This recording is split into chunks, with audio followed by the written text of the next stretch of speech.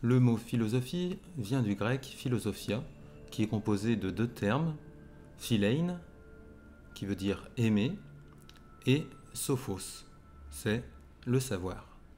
Donc la philosophie désigne une attirance vers le savoir. Et un philosophe, c'est quelqu'un qui s'intéresse aux connaissances. La philosophie grecque est apparue au 7e, 6e siècle avant notre ère, à partir de penseurs qu'on appelle les présocratiques.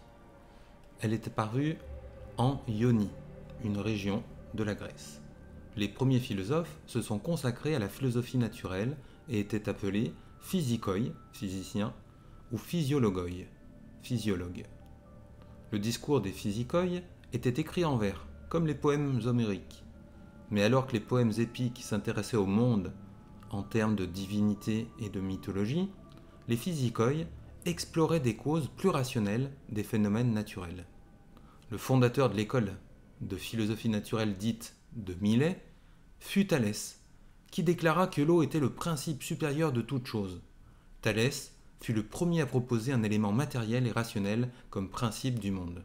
Vous connaissez bien entendu Thalès par rapport à son théorème qu'on utilise encore de nos jours en mathématiques. Et également, il est célèbre pour avoir prédit une éclipse.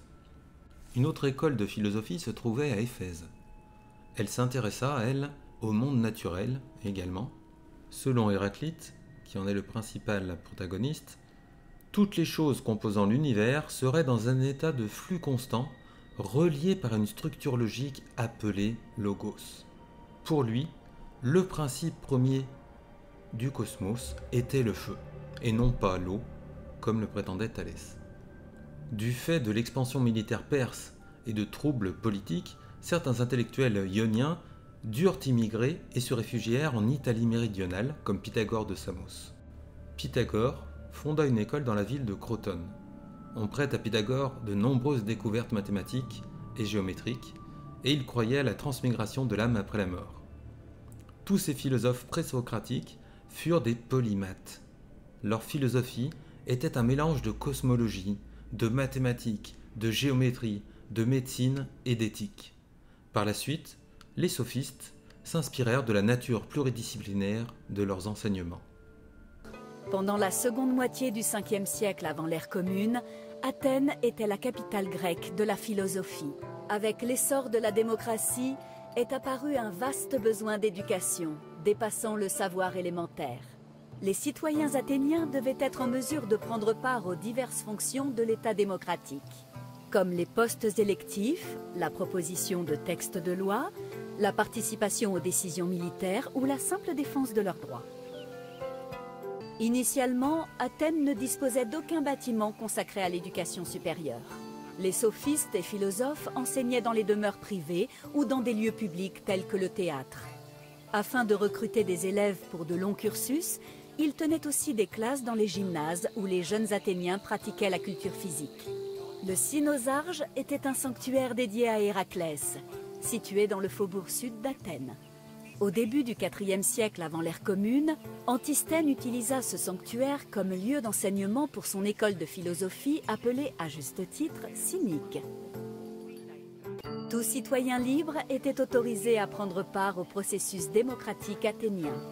Cependant, pour qui souhaitait influer sur la politique, mieux valait maîtriser les talents d'orateur et la rhétorique. C'est pourquoi de nombreux sophistes enseignaient la logique, le raisonnement et l'éloquence. Ces disciplines devaient aider leurs élèves à atteindre l'arrêté ou excellence. Cette notion d'excellence était souvent mise en question, en particulier par d'autres philosophes. Ainsi, Platon, Socrate et Isocrate privilégiaient une approche morale et avançaient que la rhétorique avait le devoir de servir l'intérêt général. Socrate et Platon allaient encore plus loin, en déclarant que la philosophie et la sagesse n'étaient pas seulement des outils, mais aussi des vertus éthiques. La philosophie de la Grèce antique était multidisciplinaire. Outre la sagesse et la logique, les philosophes enseignaient les mathématiques, la géométrie, la théorie musicale et même la médecine. Par exemple, le philosophe Prodicos rédigea un traité intitulé « De la nature de l'homme », où il détaillait plusieurs explications de la physiologie humaine. L'influence de la philosophie fut assez importante pour affecter la médecine. Les médecins hippocratiques étaient connus pour intégrer des notions philosophiques à leur travail, et le traité des airs semble avoir été influencé par des théories présocratiques sur l'air, principe premier de l'univers.